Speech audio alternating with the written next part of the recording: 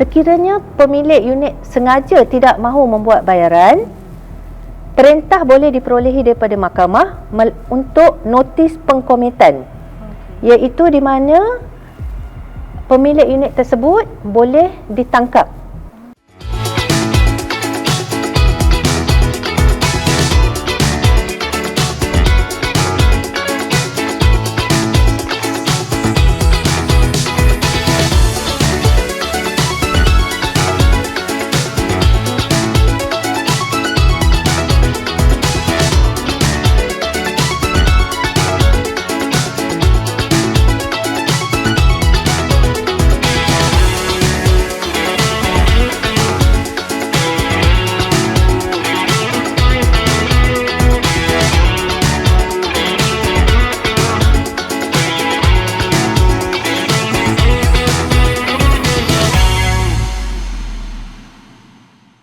Bismillahirrahmanirrahim. Assalamualaikum warahmatullahi wabarakatuh dan salam sejahtera diucapkan kepada para penonton yang berada di luar sana kerana sudi untuk meluangkan masa menonton program Bual Bicara, iaitu program Coffee Talk COBKL, Pengurusan Bangunan Berserata, anjuran pihak Pesuruhjaya Bangunan Kuala Lumpur COBKL, Jabatan Penilaian dan Pengurusan Harta di BKL. Sebelum acara bermula, izinkan saya perkenalkan diri. Nama saya Sahidah binti Tahir, bertindak selaku moderator program pada hari ini.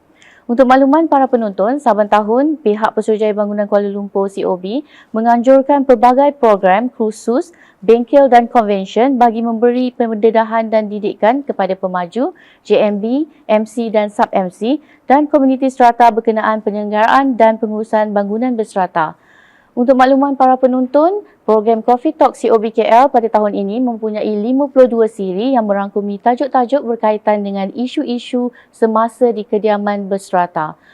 Untuk hari ini, tajuk program adalah berkenaan jenis-jenis tuntutan mahkamah ke atas penghutang caj penyelenggaraan. Sebelum kita memulakan sesi, izinkan saya untuk memperkenalkan panel kita pada hari ini, iaitu Puan Ahmina Banu binti Abdul Aziz daripada Tetuan Ahmina Aziz and Partners. Beliau telah mempunyai pengalaman sebanyak 22 tahun sebagai seorang peguam dan sangat berpengalaman dalam mengambil tindakan bagi kes-kes tuntutan mahkamah ke atas penghutang caj penyelenggaraan. Selamat datang Puan ke Coffee Talk kita. Alright. So, jadi tanpa melengahkan masa, kita akan teruskan dengan bual bicara kita. Dan untuk soalan yang pertama, untuk makluman Puan, pihak Pesuruhjaya Bangunan Kuala Lumpur COBKL sebenarnya menerima banyak aduan daripada pihak pengurusan di bangunan berserata yang melibatkan isu-isu tunggakan caj penyelenggaraan di skim pemajuan berserata. Sebelum kita pergi lebih dalam lagi berkenaan isu ini, memandangkan caj penyelenggaraan ini adalah antara perkara yang penting bagi sesebuah kawasan pemajuan berserata, boleh tak Puan jelaskan akta yang terlibat? Akta yang terlibat di dalam pengurusan berserata ni adalah Akta Pengurusan Strata 2013 yang mana juga dikenali sebagai Akta 757. Akta 757 ini memperincikan tentang penyelenggaraan dan juga pengurusan bangunan berserata seperti kondominium, pangsapuri dan juga rumah bandar townhouse. Akta 757 ni juga memperuntukkan hak pemilik dan juga tugas dan tanggungjawab JMB dan juga MC setiap bangunan. Isu berkaitan dengan pembayaran caj penyelenggaraan khususnya telah dinyatakan secara jelas di dalam Akta 757 ini dan ianya merupakan satu tanggungjawab statutory yang wajib dilaksanakan oleh pemilik-pemilik unit berserata. Okey Puan. Untuk soalan saya yang kedua, boleh Puan jelaskan peranan pemilik petak JMB, MC berkenaan dengan caj penyelenggaraan ini? Okey. Untuk pemilik petak mempunyai tanggungjawab statutory untuk membayar caj-caj yang dikenakan.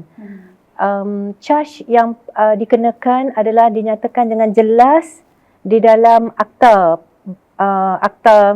757 iaitu di Seksyen 52 yang mana memberikan satu tanggungjawab statutory kepada pemilik untuk membayar caj penyelenggaraan.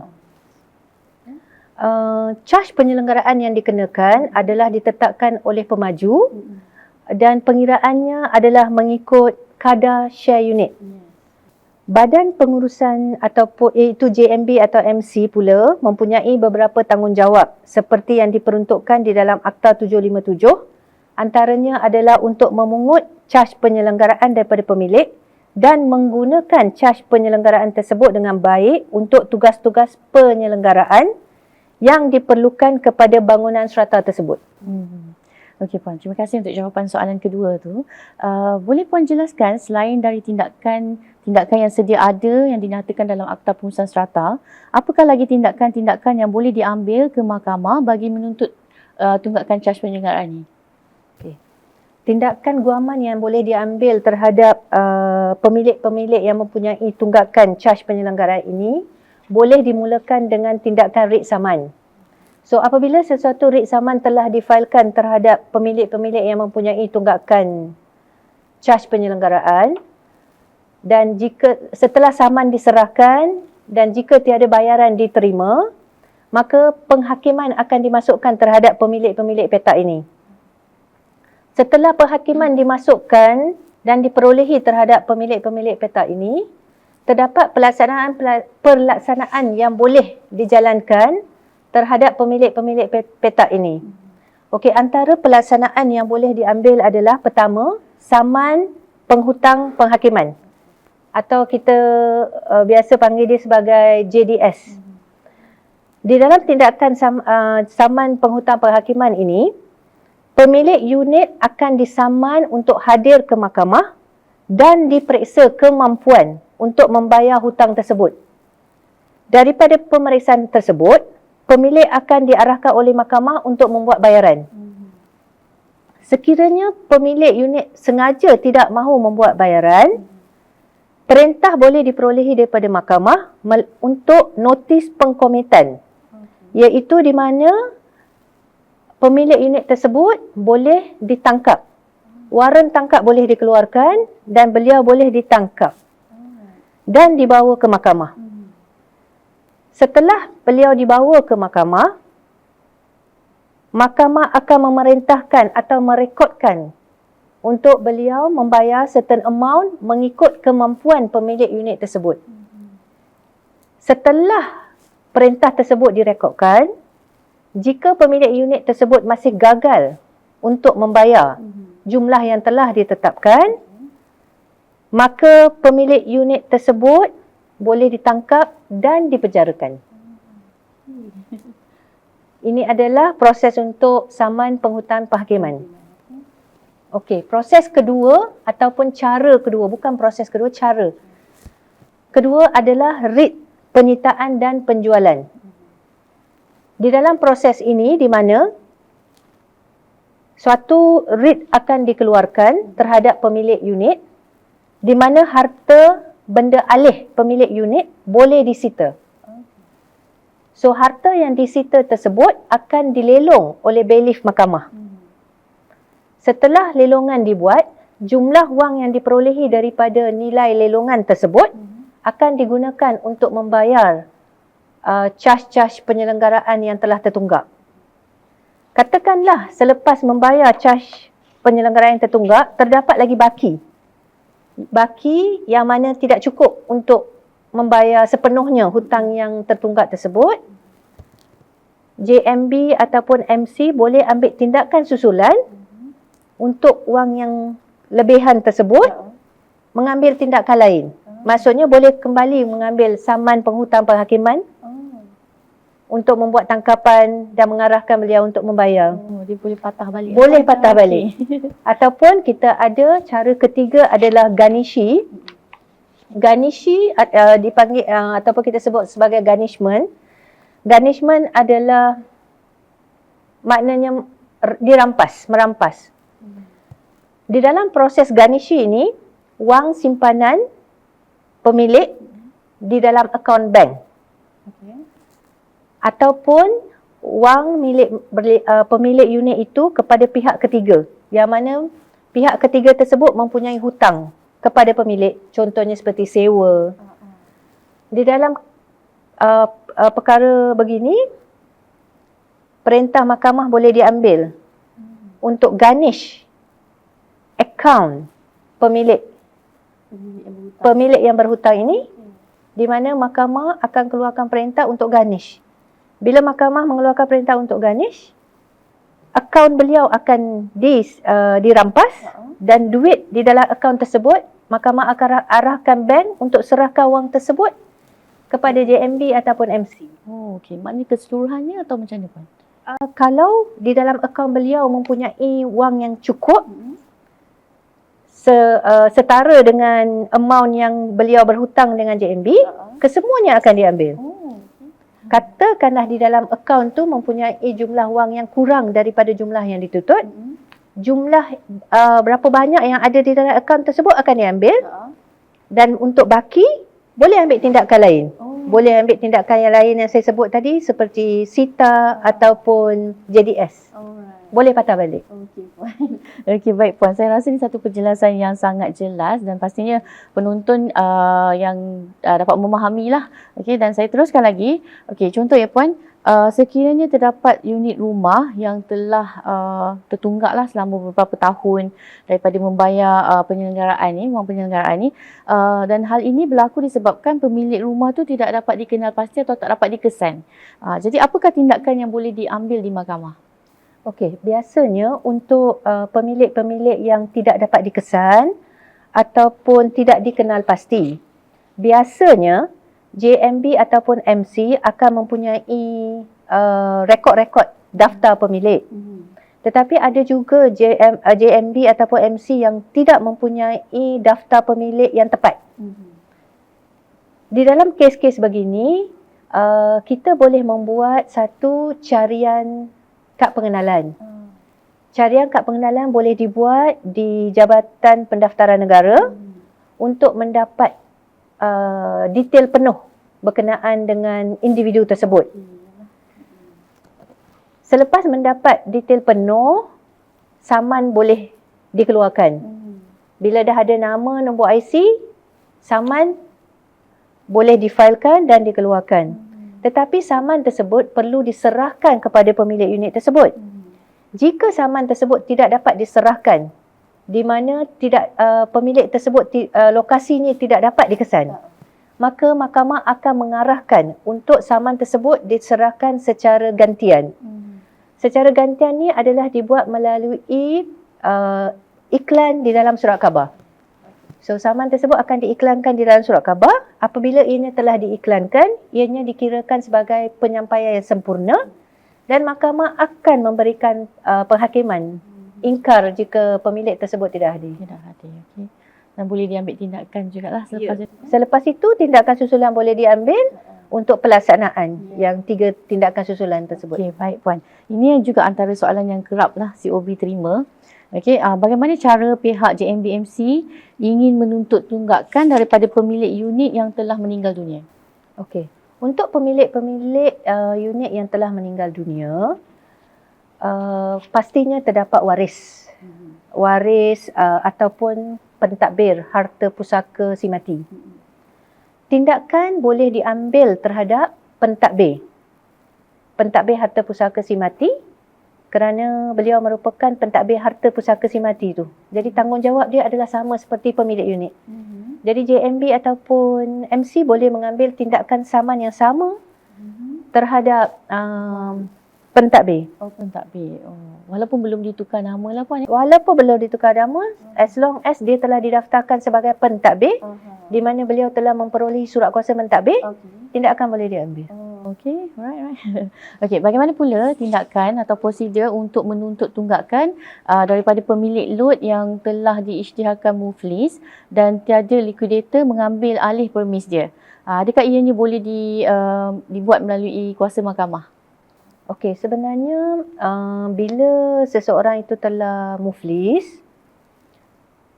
pasti ada liquidator. Maksudnya liquidator tu sama ada liquidator swasta ataupun Jabatan Insolvensi Malaysia. Sekiranya seseorang pemilik tersebut telah diisytiharkan sebagai bankrupt, JMB ataupun MC boleh memfailkan borang bukti hutang kepada Jabatan Insolvensi. Apabila borang bukti hutang ini telah difailkan di Jabatan Insolvensi, ianya adalah bukti bahawa terdapat hutang yang tidak dibayar oleh pemilik tersebut, dan daripada situ Jabatan Insolvensi akan mengambil langkah seterusnya agar hutang tertunggak yang tidak dibayar kepada JMB ataupun MC. Selain daripada itu, JMB ataupun MC juga boleh membuat cadangan kepada Jabatan Insolvensi untuk melelong harta tersebut. So daripada lelongan harta tersebut, apa-apa hutang tertunggak yang dipunyai oleh pemilik tersebut akan dibayar oleh Jabatan Insolvensi mengikut turutan. Maknanya lelong unit tersebut lah, Puan? Ya. Oh, okey. Alright. Okey, berdasarkan penerangan pihak Puan sebentar tadi, boleh Puan jelaskan secara ringkas sekiranya JMB MC mahu mengambil tindakan ke mahkamah. Apakah meritnya? Okey. Sekiranya JMB ataupun MC ingin mengambil tindakan mahkamah, JMB atau MC perlu mengeluarkan borang 11 bagi JMB atau borang 20 bagi MC seperti yang diperuntukkan di dalam Akta 757. Borang yang saya sebutkan tadi itu adalah notis wajib yang perlu dikeluarkan oleh JMB ataupun MC kepada pemilik unit sebelum sesuatu tindakan diambil. So, apa pun dia mesti bermula daripada borang notis tu lah. Ya, Borang mesti 11 dan dimulakan. borang 20 tu. Ya, betul. Okey. Terusnya, Puan? Selepas borang tersebut dikeluarkan, maka tindakan guaman boleh dimulakan. Okey. Okey, Puan. Tadi Puan ada sebut mengenai lelongan yang dibuat oleh Jabatan Insolvensi. Okey, mungkin Puan boleh berikan satu contoh kes yang pernah Puan lakukanlah supaya penonton mungkin lebih faham lagi apakah proses tersebut dan macam mana ianya berlakulah. Okey. Untuk proses lelongan, apabila pemilik unit tersebut telah bankrupt ya. So Jabatan Insolvensi mengambil alih. Apabila Jabatan Insolvensi telah mengambil alih si bankrupt ini, maka kita JMB ataupun MC ataupun peguam boleh membuat permohonan kepada Jabatan Insolvensi untuk melelong unit tersebut bagi membayar hutang-hutang charge penyelenggaraan tertunggak tersebut. Apabila kita telah membuat permohonan kepada Jabatan Insolvensi mempunyai prosedur-prosedur yang perlu diikuti dan Jabatan Insolvensi akan melelong unit tersebut setelah mengikut semua prosedur-prosedur. Contoh yang telah unit yang telah dilelong adalah di Setiawangsa Business Suit. Di mana apabila lelongan telah dibuat, wang hasil daripada lelongan tersebut akan dibayar oleh Jabatan Insolvensi kepada MC ataupun JMB, tetapi bayaran itu akan dibuat mengikut turutan penghutang. Siapa yang berada di dalam list penghutang pertama, kedua, ketiga. Sebab tu apabila seseorang itu telah bankrupt, kita perlu masukkan borang proof of debt tadi, borang bukti penghutang tu kepada Jabatan Insolvensi. Siapa yang masukkan dulu, dia akan berada di dalam list. Dia akan mengikut list penghutang. Maknanya pembayaran tu akan dibagi kepada siapa yang first dulu lah. Dia akan diutamakan lah. Ya, betul. Okey. So itu antara kes yang pernah Puan buat dan memang berjaya lah. Ya, betul. So saya rasa itu satu apa orang kata satu inisiatif yang lain yang boleh diambil juga oleh penduduk lah, boleh sampai ke tahap lelongan. Okey, Puan, terima kasih. Alright. So Puan, dah banyak tadi penjelasan daripada Puan. Saya rasa memang sangat jelas lah. So akhir sekali Puan, mungkin pihak Puan boleh memberikan sedikit kesimpulan kepada penonton di luar sana agar objektif Coffee Talk COBKL ni tercapai dan menjadi panduan serta rujukan pihak-pihak yang berkepentingan. Okey. Secara ringkasnya, ianya adalah menjadi tanggungjawab kepada pihak-pihak yang terlibat, terutamanya pemilik, badan pengurusan serta pemaju untuk bekerjasama dalam penyelenggaraan sesuatu bangunan serata. Pemilik hendaklah melaksanakan tugas dengan membayar caj penyelenggaraan yang ditetapkan untuk badan pengurusan menjalankan tugas mereka dengan baik, tanpa mendapat tanpa collection yang dibuat oleh badan pengurusan tidak mungkin boleh menguruskan sesuatu bangunan itu dengan baik, yang mana bangunan tersebut digunakan oleh pemilik-pemilik unit tersebut sendiri. Betul tu. Tambahan pula, jika pemilik enggan membayar caj penyelenggaraan, sudah pasti JMB ataupun MC boleh mengambil tindakan mahkamah. Di mana dengan mengambil tindakan mahkamah, wang-wang yang telah dituntut kembali daripada pemilik-pemilik yang gagal untuk membayar caj penyelenggara ini boleh digunakan untuk membaik pulih bangunan-bangunan yang sedia ada tersebut. Tambahan pula, tugas atau tanggungjawab pemilik untuk membayar caj penyelenggara ini adalah tanggungjawab statutory.